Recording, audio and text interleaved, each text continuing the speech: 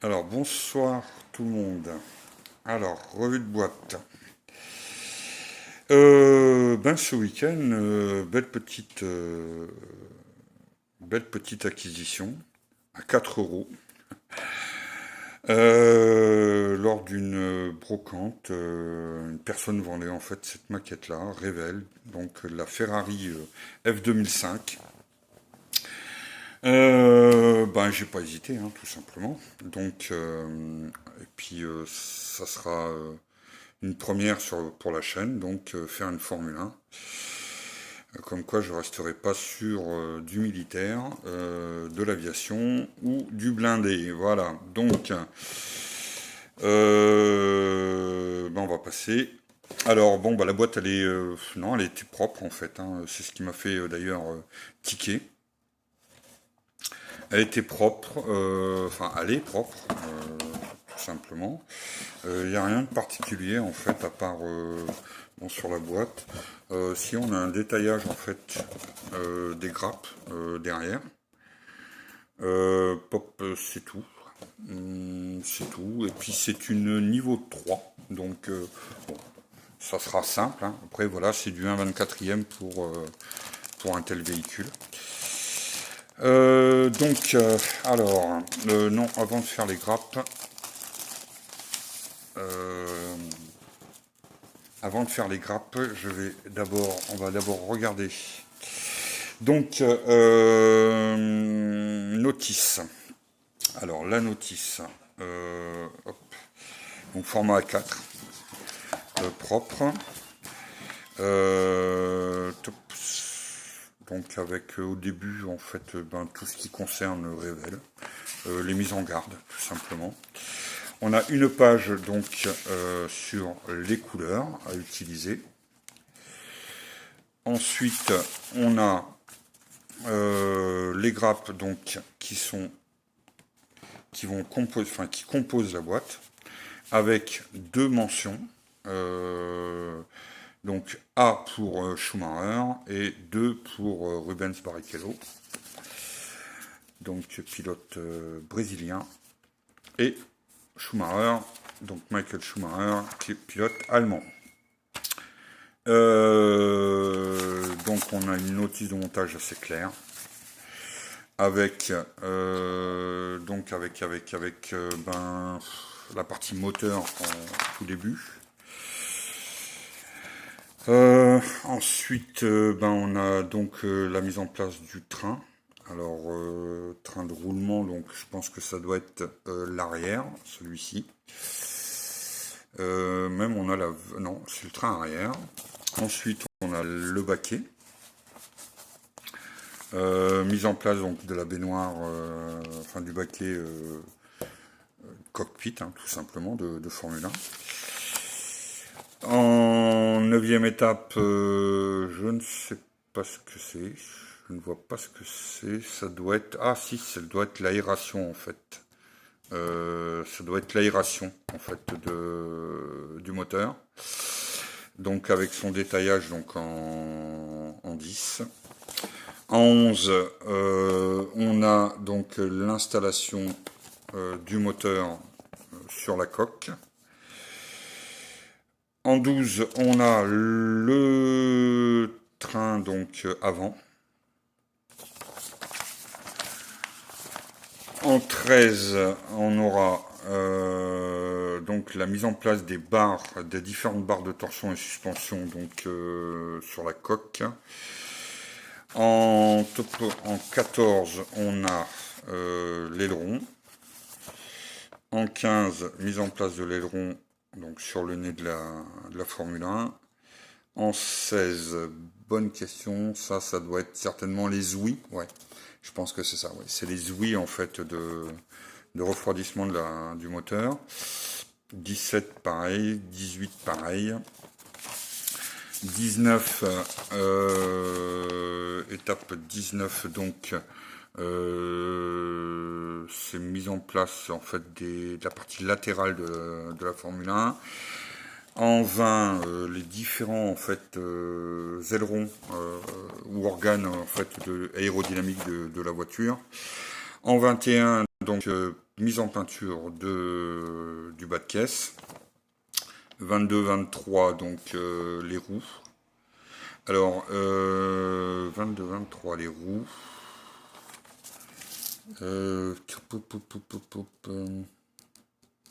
22-23, les roues.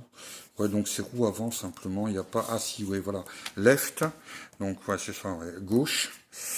Et en fait, on a 22-23, right, donc droite. Et en 24, donc mise en place donc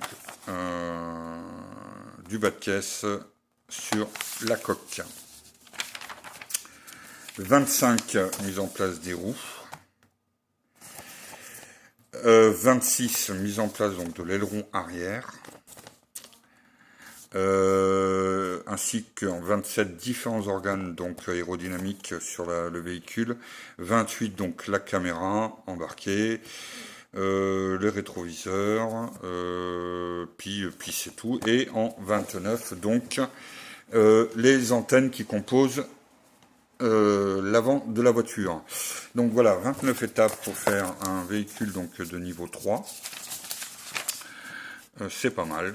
Oui, c'est pas mal, si, il faut le dire. Donc, ensuite, on a en fait donc la mise en place des décalcomanies donc pour le véhicule de Schumacher et de Rubens Barrichello, donc en dernière page. Voilà.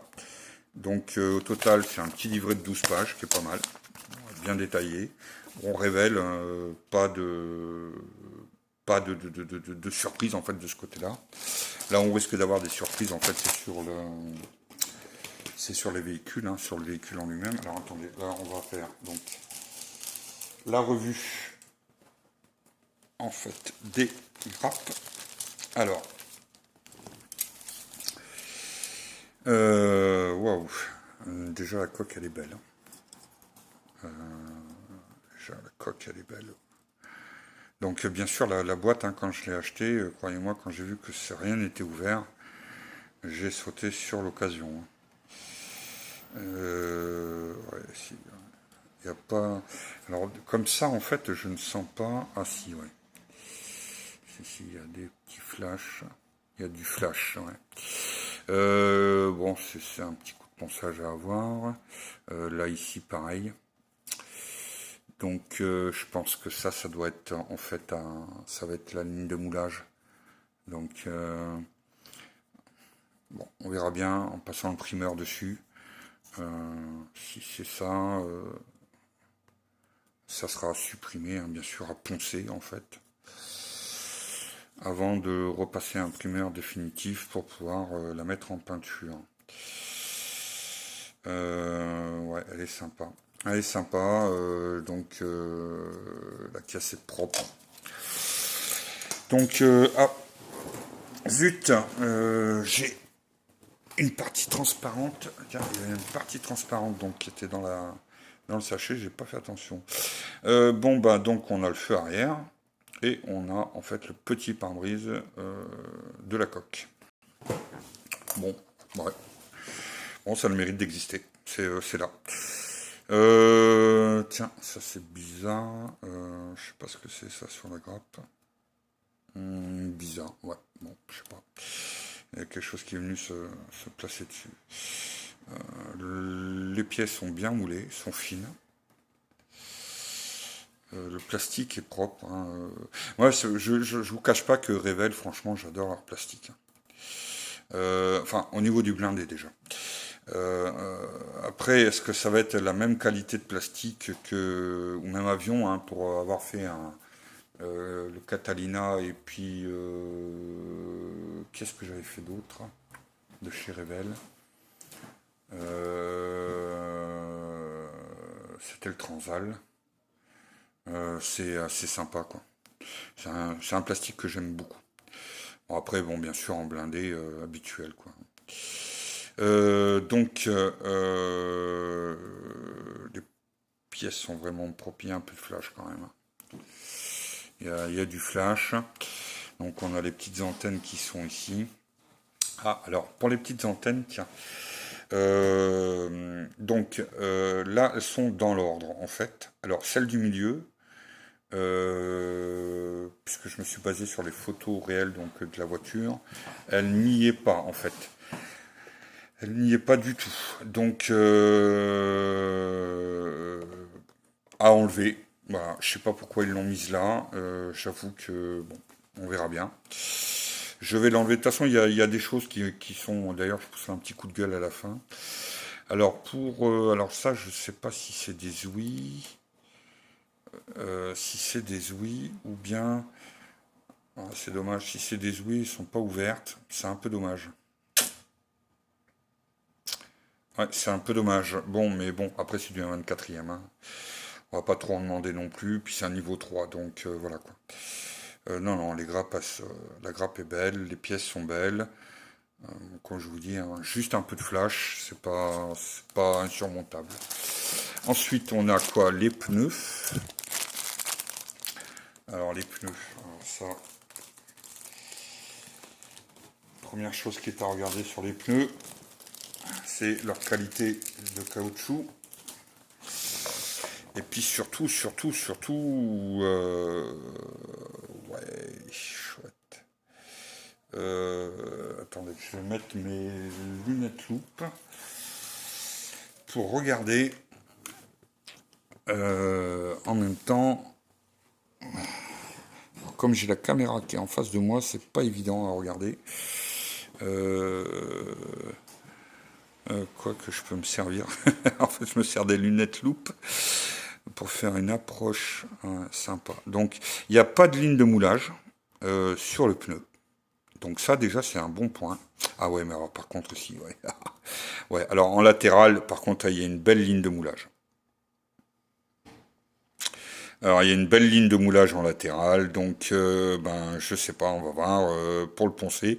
Ou alors en regardant les pneus neufs avant le départ, est-ce qu'il n'y avait pas est-ce que cette ligne n'existe pas éventuellement? Je vais vérifier ça. Je vais voir ça. Mais enfin, bon, déjà, le pneu est beau, le caoutchouc est beau, donc ça va faire un. Alors, et il est derrière. Alors ça, par contre, c'est sympa, ça. C'est sympa parce que la ligne de moulage, excusez-moi, est derrière et il y en a qu'une seule. Donc en fait, hein, pour être du côté intérieur de côté coque, ce qui fait qu'à l'extérieur, on pourra pas, il n'y aura pas besoin de poncer le pneu quoi, en fait. Je vais juste lui donner un petit coup de ponçage pour avoir fait un ou deux tours, hein, c'est tout. Quoique, ouais, je sais pas. Peut-être le faire au départ du paddock, j'en sais rien. Je vais voir. Franchement, les pneus sont beaux. Franchement, les pneus sont beaux. Donc, alors, il y a un problème là. J'ai un problème. Ah non, j'ai pas de problème. C'est les mêmes pneus. Ah oui, c'est vrai que c'est 2005. Alors oui, alors ce qu'il faut savoir sur la Formule 1 en 2005, pour ceux qui s'y intéressent pas, donc on avait demandé au fait au constructeur d'utiliser les mêmes pneus.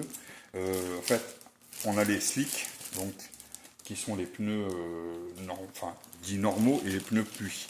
Or là, on utilisait simplement que un seul type de pneu.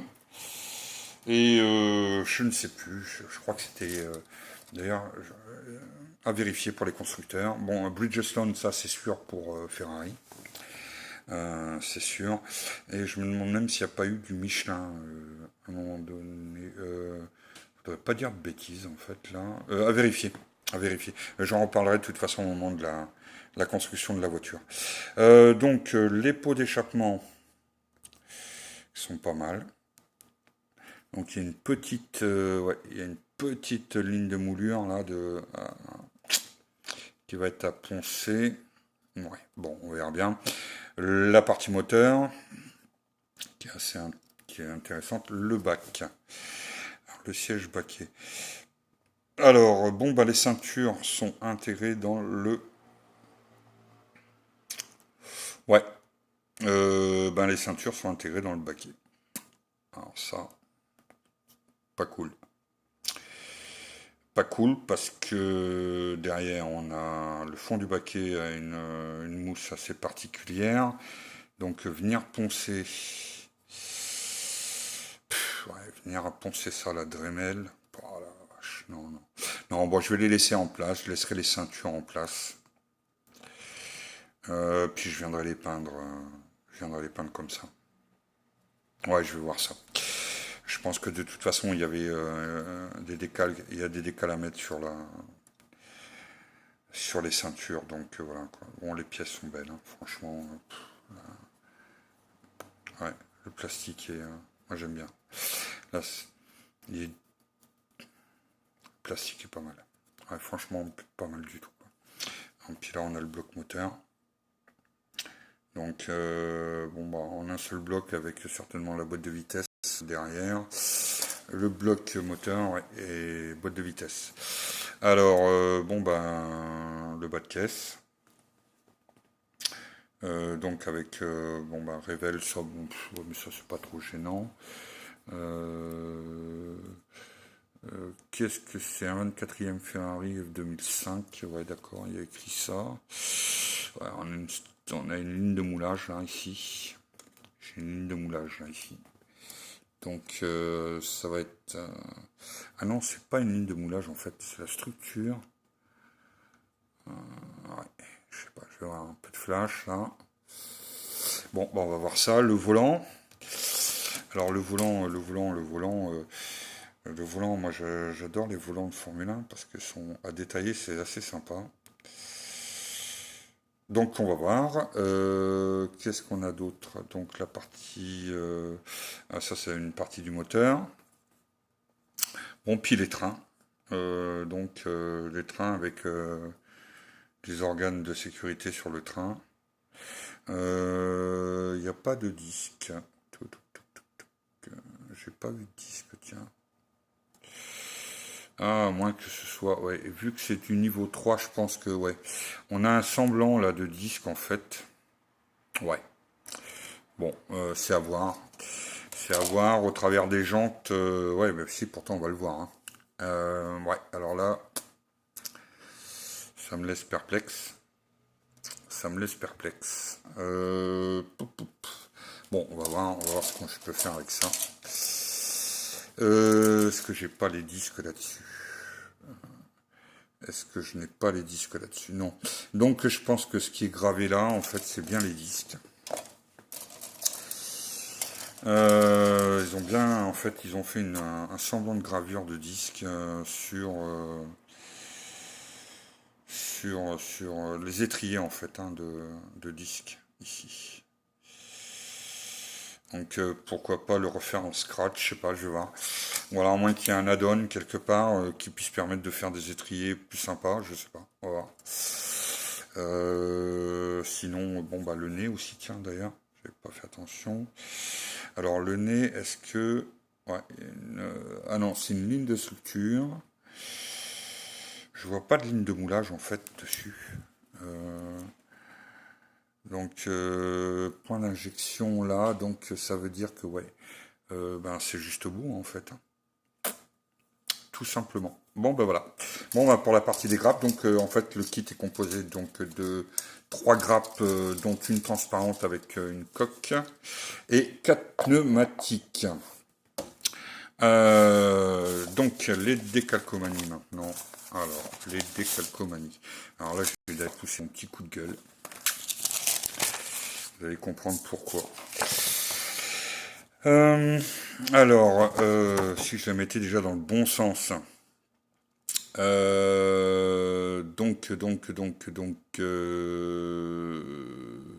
c'est Cartographe qui a fait la planche. Donc, ouais, voilà. Pourquoi la finesse?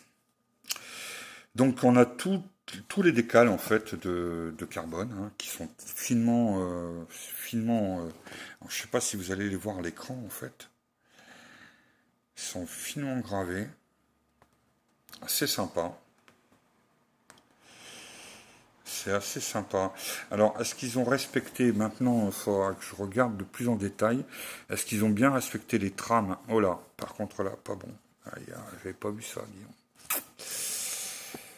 un star là, il y a un nion sur le décal là. Punaise, fait suer. Bon, je vais pas le ranger dans sa boîte pour pas l'abîmer plus que ça. Pourtant, il était bien. Oh, c'est dommage, hein, ça me saoule là, par contre.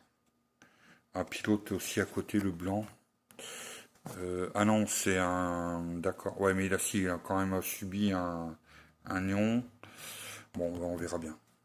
Je verrai. Ouais, je vais voir.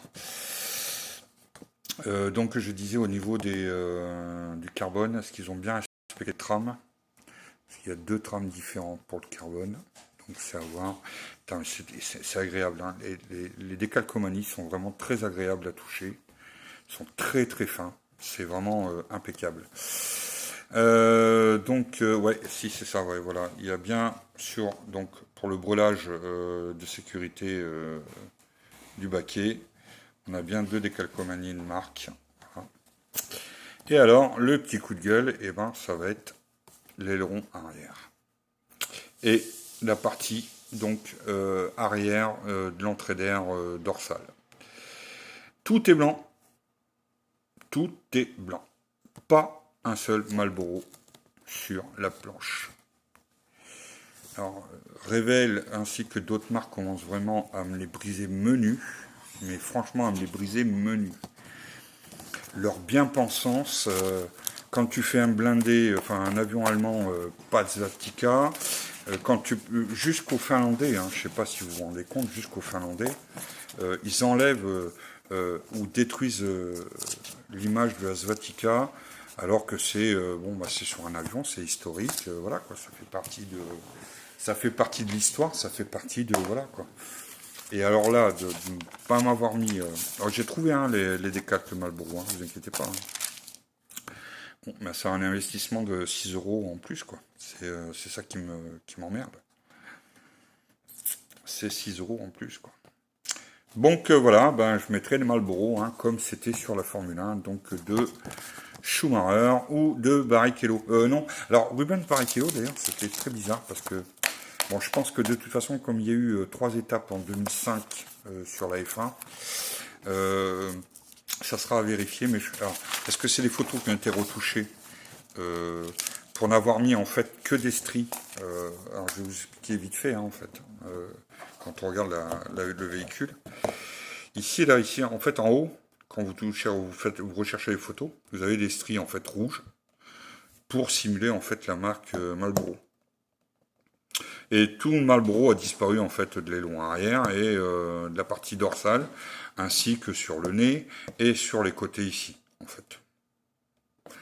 Moi, me faire un véhicule, une JPS noire par exemple, je suis désolé quoi. Pas mettre GPS sur la Formule 1, non. Non, je suis désolé, non. Gitane, tiens, par exemple, Ligier, voilà, c'était... non, pas mettre le logo de Gitane, non, désolé, c'est non. Alors, ben là, je mettrai, moi, mon Marlboro. Alors, bien sûr, hein, il se peut très bien que, comme une petite aventure que j'ai eue en Allemagne il y a un certain temps, voilà, si je ne camouflais pas la Svatika, eh ben, c'était une amende. Voilà. Donc, les bien-pensants de la société actuelle. Voilà. Les bien-pensants de la société actuelle, jusque dans la maquette, on vient nous les briser. Enfin, bref, voilà. Donc, terminé pour cette revue de boîte. Donc, avec mon petit coup de gueule, hein, si on peut dire sans le teint. Donc, je pense que d'ici la fin de l'année, je l'attaquerai celle-ci, parce que de toute façon, la 2005, je l'adore. Bon, bien sûr, il y a le pilote, hein, enfin les deux pilotes, hein, les frères ennemis, Ruben Barrichello et Michael Schumacher. J'aime d'autres pilotes de Formule 1, mais ces deux-là en particulier. Donc voilà, alors bon maquettage, je vous souhaite une bonne soirée. Collez bien, peinturez bien, non ça se dit pas peinturez. Hein. Peignez bien en fait, non peinturez bien, ouais si, on va s'inventer nos mots tiens. Voilà, je vous dis à très très bientôt, donc ça sera, la prochaine vidéo sera certainement pour Enfin non, c'est pas certainement, hein, oui, ce sera certainement pour le MB 210, avec toute l'avancée en fait avant mise en après de l'intérieur. Et éventuellement, si j'arrive à trouver une solution pour faire mon vitrage, fermeture de la carlingue et préparation donc de la partie extérieure de l'avion. Voilà. En attendant, maquettez bien. Je vous dis, n'oubliez pas les petits pouces. Mettez plein de petits pouces. Abonnez-vous si vous n'êtes pas abonné donc à la chaîne, hein, Maquettement Vôtre. De toute façon, je vous mettrai le lien tout à l'heure. Je vous mettrai le lien. Et sur ce, je vous souhaite une très très bonne soirée. Ciao, ciao.